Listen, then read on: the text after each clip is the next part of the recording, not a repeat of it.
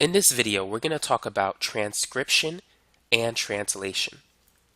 And here is just a basic overview of these two processes.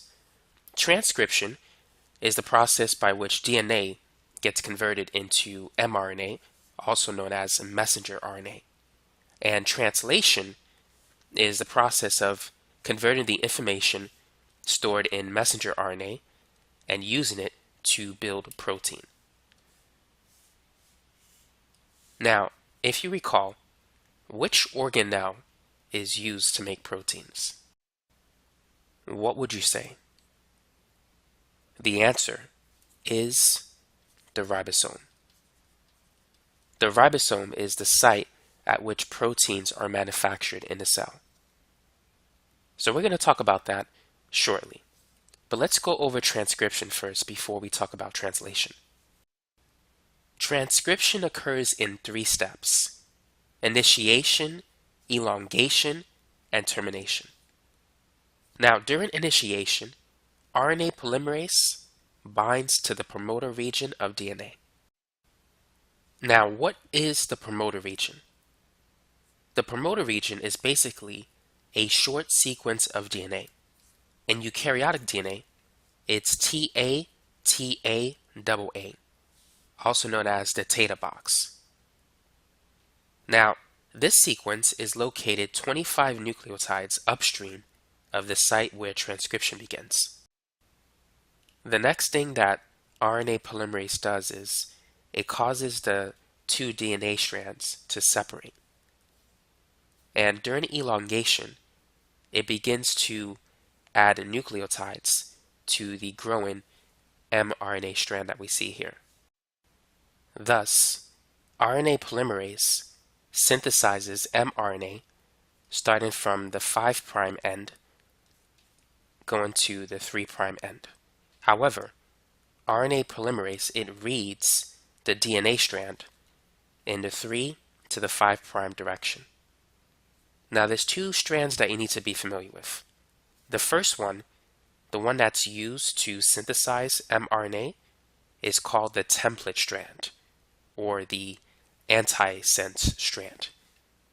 So that's the one in which RNA polymerase is active upon. The other one, which is not used, this is called the non-template strand, also known as the sense strand. Some textbooks will call it the coding strand, because its sequence matches up with RNA, except the fact that uracil is found in RNA, but thymine is found in DNA.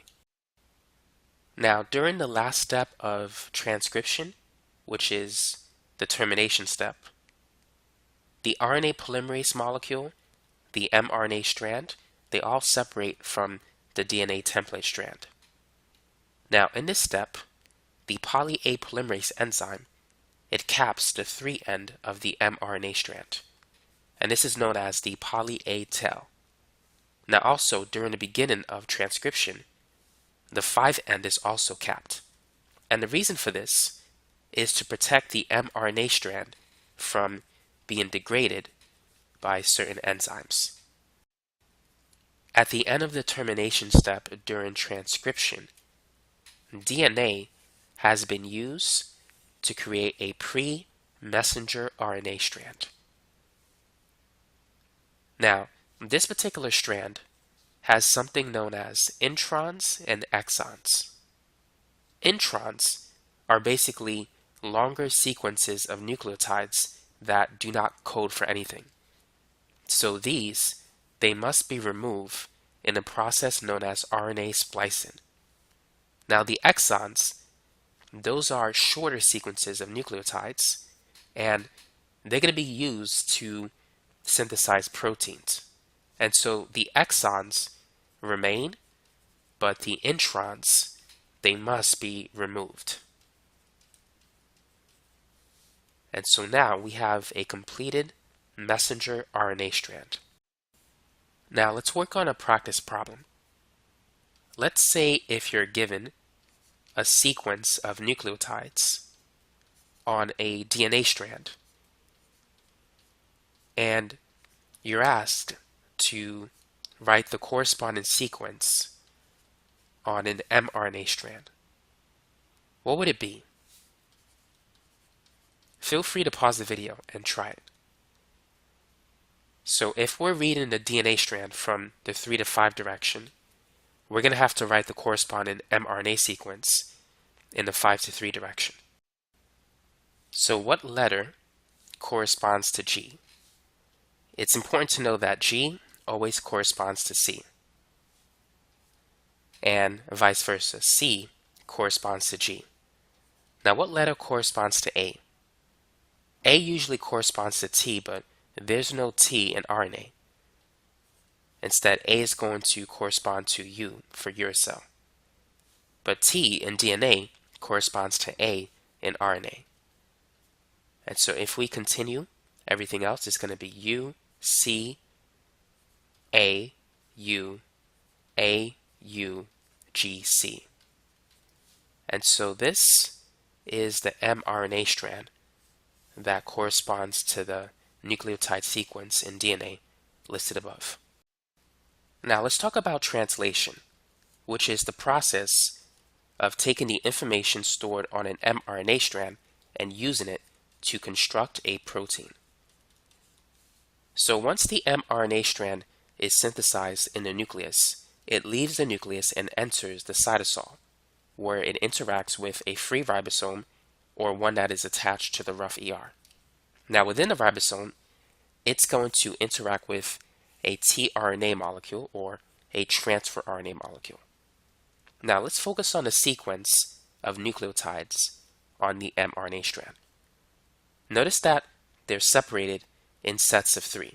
Each set of 3 nucleotides represents a codon, which matches up with another 3 nucleotides on a tRNA molecule, known as an anticodon. And each codon matches up with a specific amino acid. And so that's how the information stored in the mRNA strand can be used to construct a specific protein. And we're going to talk more about this later in this video.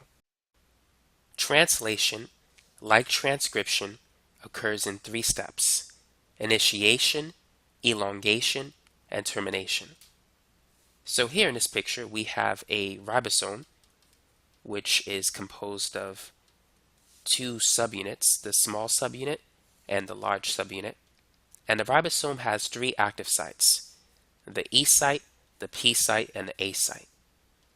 Now, during initiation, we have the start codon AUG, which corresponds to the anticodon UAC.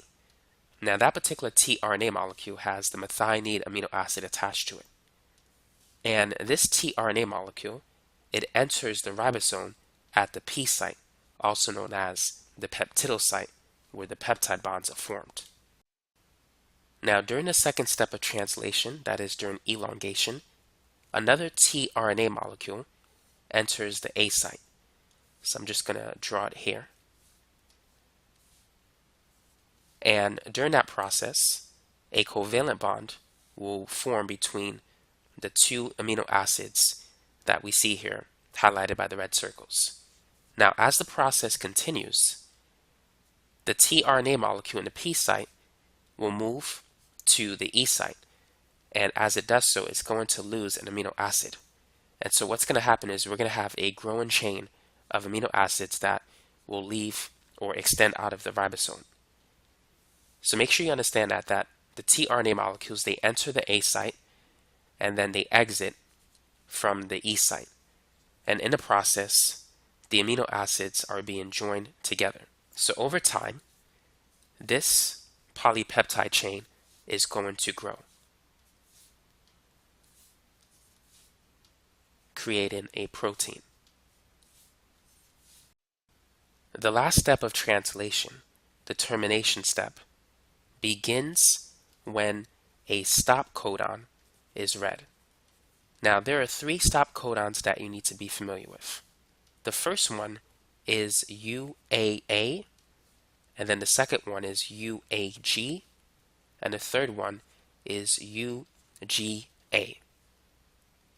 Now, these stop codons, also known as nonsense codons, they don't code for any specific tRNA molecule. Instead, when these are read at the A site, they cause a release factor to enter the A site, which causes the small and the large ribosomal subunits to basically disassemble. So this is where translation ends, and the protein, it leaves the ribosome, where it eventually goes to the Golgi body for further processing and modification. At the Golgi body, the proteins undergo folding, where they form a specific shape to perform a specific function. And that's basically it for this video. Hopefully it gave you a good overview of transcription and translation. So that's all I got. Thanks for watching.